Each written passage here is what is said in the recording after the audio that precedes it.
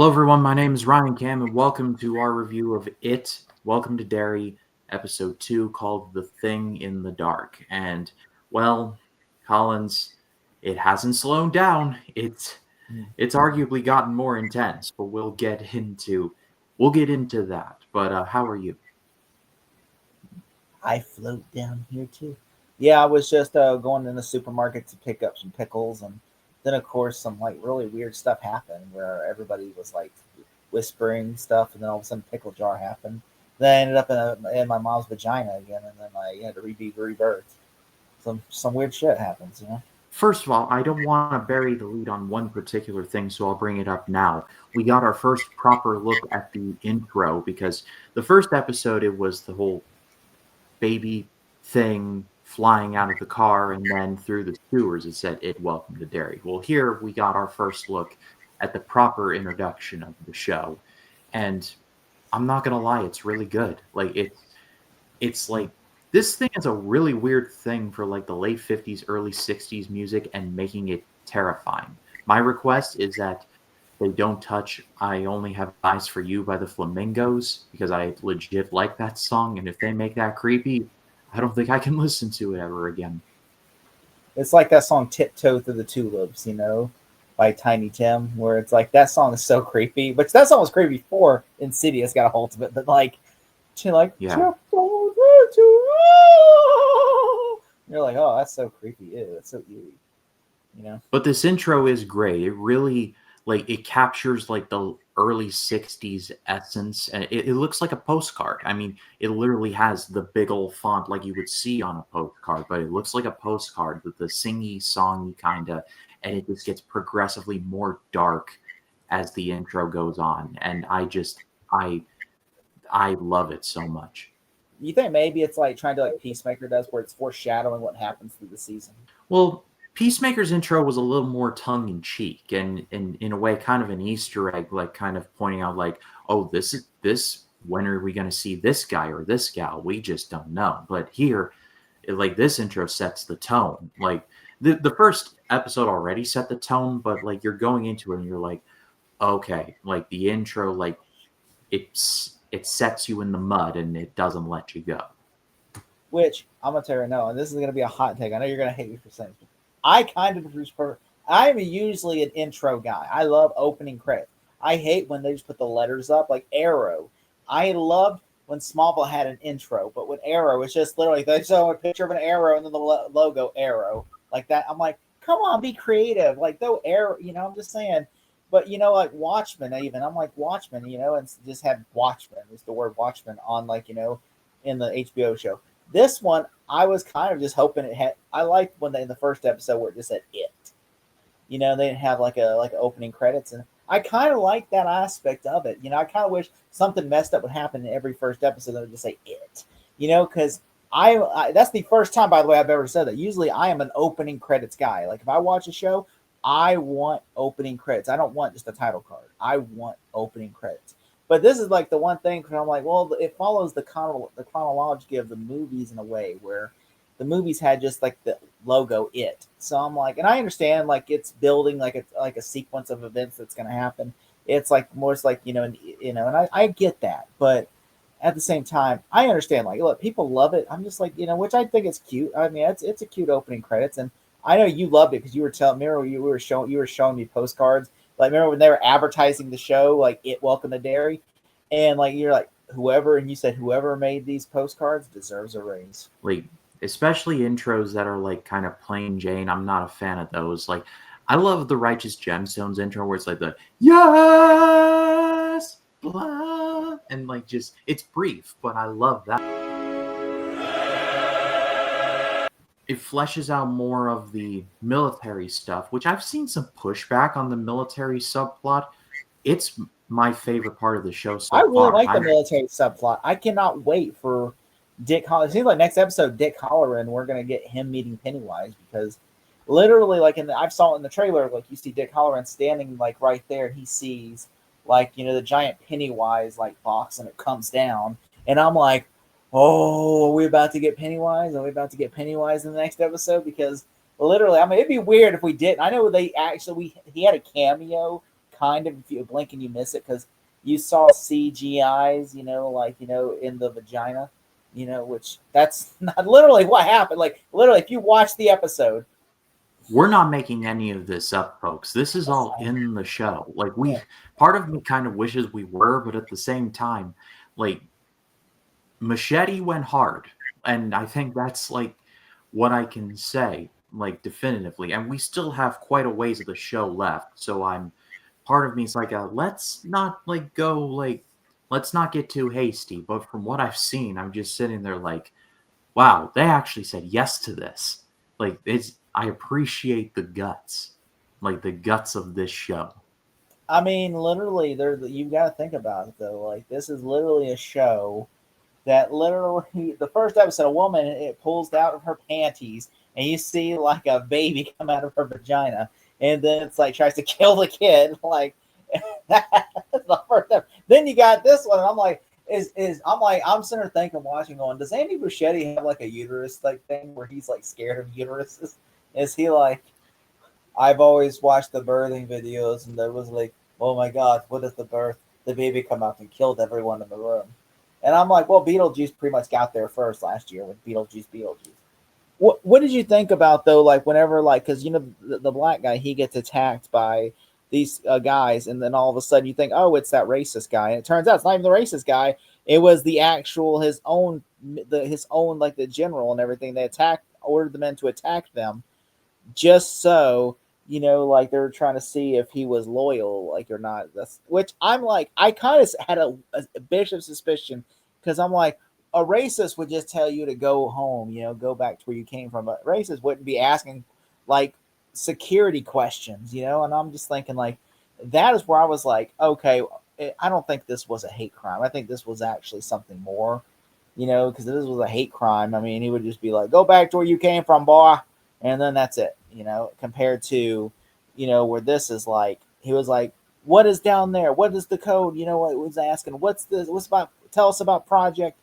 And then, when he was just like, he was willing to die for that project. And I'm like, I think that's where, that's where they're like, oh yeah, we can trust him. And also, yeah, which Dick Halloran is basically just there, like, and he's basically, which I think they're trying to find Pennywise's ship. Like, I think that's they're close to finding. Yes, because like and they're digging in the right area. They are like they're not like the Nazis in Raiders of the Lost Ark. They are digging in the right place. Yeah, Harrison Ford's not going to show up and dig in the right place, and they're going to be like, "Oh, Dr. Jones, it seems I've won Best Jew again." Shout out to Giovanna Depo, who plays my current favorite character on the show, Leroy Hanlon. I think he's great. Like how he is with the dude in the cell. Like the dude calls him Poitier. I'm like, I mean, that's not the burn you think it is. Sidney Poitier is like one of the best actors to ever do it. I mean, I get what he's trying to do, but at the same time, Hanlon's just like, I'm here to do a job, and that's it. And then, like, he just gives him the gun, like this Soviet like gun, and he's like he's just egging him on, and the dude's like, "You son of," and he grabs it, and he's like, You didn't do it. You didn't do it. Like Hanlon knew, and Hanlon is so smart, and I love that about this show. And then the general pretty much says, "Yep, that was a test. You passed. You can report me, I'll take it." but just listen to me for 5 minutes, and then I will let you know what the big plan is." And I thought that was great. I also like the fact that, like, there was like, and there is like another subplot that's happening in the show that I liked, where you had the chief of police, who was played by the guy from Saw 6, who was the insurance guy.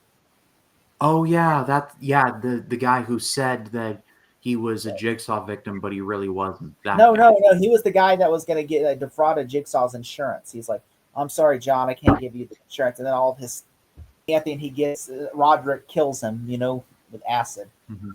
Roderick, which, by the way, shout out to the general, who's played by James Remar, aka Dexter Morgan's dad.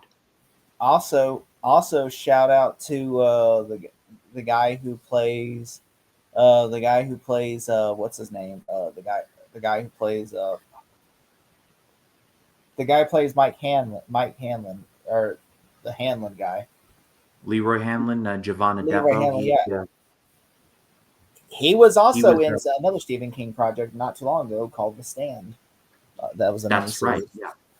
He was also Denzel Washington's son in the movie Fences, a movie I really love. He was also in Overlord. He was the musician in Babylon that had to put on like the shoe polish because he wasn't colored enough. So he's been around and he's usually Yeah. great in most of the things that he's in.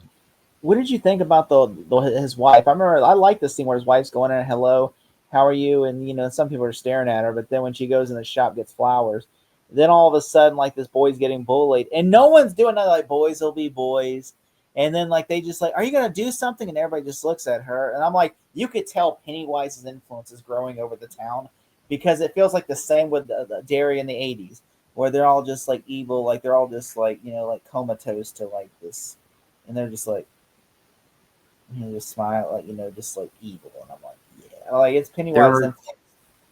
yeah, there are these little tells throughout this episode of like we haven't seen like the clown yet, but the clown has definitely made his presence felt. And one of the bigger Easter eggs is, or well, Easter egg is a bit of a generous term, but the main chief of police is named Clint Bowers, aka Henry the Bowers' grandfather.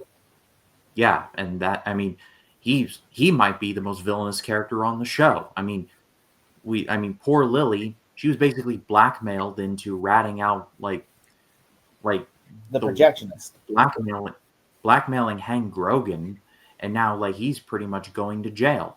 And now and Lily is also now in Juniper Hill. So Bowers did them both dirty. He's awful. Yeah. Which, to be fair, he didn't commit her. She was committed because what happened at the grocery store, because she said she saw somebody, Yes. which and they're like, oh, it's mental illness again, because I do think what was messed up, which I texted you about this, and I said I hated the fact that where he goes, you didn't see him there. I understand that, but he goes, maybe we have to send you to Jubilee Hills, and we'll have to jog your memory. And she goes, no, please don't. And he says, wait, or I can rephrase the question. I know you said you didn't see him there, but can you guarantee he was not there? And then that's when like they arrest him. Which, by the way, yeah, she's a child. Okay, I mean, like a child, you gotta take what they say at face, not at face value. So either way, I mean, like but still, the fact is, she said he wasn't there. He wasn't there. And then you're gonna say, oh, well, I wasn't 100% sure he wasn't there. Well, which and also the fact is, when he gets sent to jail, and then that girl just runs to that girl's house and does, what did you say? With her mom answers the door, and she goes, you need to go home, or I'm gonna call your grandmother. Which I'm just like, lady. What's even more cruel is like Lily's mom. Like she's just awful. And I'm holding out a little hope that like that's the Pennywise like aspect of it, but I am not 100% sure that Pennywise had anything to do with this. Maybe Lily's mom is just that terrible. We don't know. We'll have to see. But it broke Which my heart seeing Lily being carted into that asylum. That was like the part of the show that like my heart just like exploded. I'm like, and this poor she girl.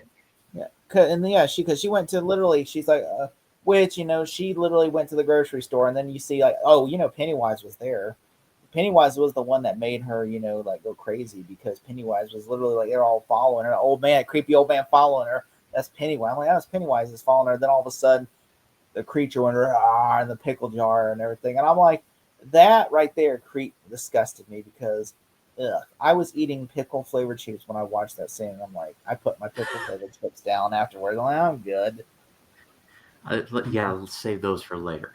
But I wanted to bring this part up because I feel like the scares of the movie are just, or scares of the movie, the scares of this Seriously. show are are really effective. And there's a lot of CGI here. I'm sure some people will point that out and be like as a flaw.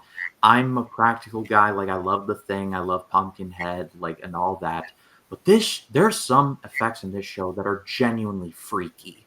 Like we might as well talk about this, where the one of the kids has this dream where she sees her mom. Like first of all, there's a bed sheet, and like she like crawls out of the bed sheet, and Yeah. then the mom's like, "You tore me up," and then just like her stomach like opens like a pair of jaws and just And goes. you see Pennywise, but you see, remember his CGI eyes? you see his eyes, you see his yellow eyes like this, like, and you're just like just the most crazy dream. Like it's like something out of this movie called Altered States. It's this old scary sci-fi movie from I the know. I'd early have to. '80s I know. I haven't seen it, but I know what you're talking about. with Jeff Daniels. It felt like an acid trip. And then, of course, what you were talking about, the pickle scene, that one was great as well. So again, there's a lot of CGI here. There's some of it that I'm like, I'm not sure. But when it is good, I think it's really good. Like honestly, the show really does have the aspect of it where it's like you're sitting there watching, and then all of a sudden, like you think, oh, everything's fine. Like especially when they're at the cafeteria, and then the girl gets a detention. Like the thing is, also there's like this little kid, like Mike Hanlon's, like I guess grandfather. He's just sitting there reading a book, and all of a sudden, like someone throws a fart bomb, and then he runs away and runs into a teacher who was an asshole to him in class because the kid was Yeah. actually smart. And then this kid, then she gets detention because he run like a fart bomb. Like I didn't create a fart bomb. Like why? I'm sitting there reading my lunch, and some like other kid coming through a fart bomb. Why would I throw a fart bomb? Yeah, it like this teacher's just awful. Like I mean, most of the adults here, like minus like Hanlon and a couple of others, most of the adults are just crazy awful. And again, it's the Pennywise effect of it all, which means it's working, but you just have to be there and go like, wow, y'all are really going here, aren't you? But I think maybe if I had to have a flaw or maybe a couple flaws, I think maybe we're verging on like the adults being a little bit too over the top, if that makes any sense. We're not there yet, but I just feel like we're inching closer to like because Stephen King material has a tendency to take it there, like further than you would think it would go. So I'm afraid that other shoe is going to drop. But I think that's my biggest problem is that it gets a little like we're approaching a little too crazy, at least for me. I mean, I really think honestly, this is like really my issue. I love the scene. By the way, I know we didn't touch on this, but the scene where like the chiefs, the police is like sitting there smoking a cigar at the bar, and then you see like I thought this scene, especially with the residents come up and say like he says we know it's the black boy that literally is like the one who killed those white kids, and he said you need to do something or else we will. He says we can vote you out, put someone who will. And I'm just thinking, and I'm like, and I'm like, what a bunch of racist assholes. And then on top of it, then these other black guys are just having a beer. So then he gets angry and then tells the bartender to make him leave. And you can tell Dick Halloran used The Shining to like, he goes, oh, I think we better leave now. All they're doing is they're laughing, they're not like, ain't like they're like, sit there and like they're jumping, going, ah, they're just laughing at some jokes. They're having a good time. And then, which I do like that Dick Halloran basically is like, so I thought that I like the sequence. Then of course he does dirty the next day and blackmails a little girl into like narking. Yeah. Which Part of me was kind of afraid that Dick Halloran would have just been an extended cameo, but I'm so glad because like they're giving him more to do because I loved him in The Shining and I think he's just a cool character and he actually uses his shininess for lack of a better term. Like in the episode, like he and his friends get drunk, yeah, like really drunk, like drunk on moonshine, like that's drunk and they're like stumbling back to base and he's like I'm gonna need to call the MC about this and he's like tell them Dick Halloran gave us permission and he's like well Dick Halloran said they could be okay straight to quarters let's go. That was such a cool move on Halloran's part. Like yeah. he is such a Because secret they like know he great probably has that. He has the shining, and he can literally. And they're like, he's going to help us. He's helping us. and he Which uses it too. they find a car from the 30s. Yes. And You know, and when I saw that, I'm like, well, they're subtly planting seeds for season 2 right here. yeah, because they're supposed to go backwards. In the 30s, to which I'm kind of understand. Like I heard because before Andy Muschietti and Bill Skarsgård came on board, I heard that they were literally like they said originally like Pennywise wasn't going to be in the show at all, and I just can't honestly see. I can see where they were like okay, they were teasing, but I feel like when they probably realized that, oh, we can get away with it for a couple of episodes, but like eventually you're gonna have to show the clown because Yeah, I think we're getting there. I think we are genuinely getting there, but I'm kind of I'm kind of liking yeah, everything that I've seen so far, which I'm so glad. I'm glad this wasn't a show like, come on, when's Bill gonna get here? But no, I've been a fan of most of the things going on here. yeah. If I had to score this like out of five, I'd give this episode like a 4.5 out of five. This was a really good episode, Same really with me. I strong. think yeah, it's a 4 out of 5 as well. But I passed off to all of you. What did you think of it? Welcome to Derry episode 2. Let us know in the comments. We'd love to read what you have to say. And Collins, thank you for reviewing this with me. Tell the people what you got coming up.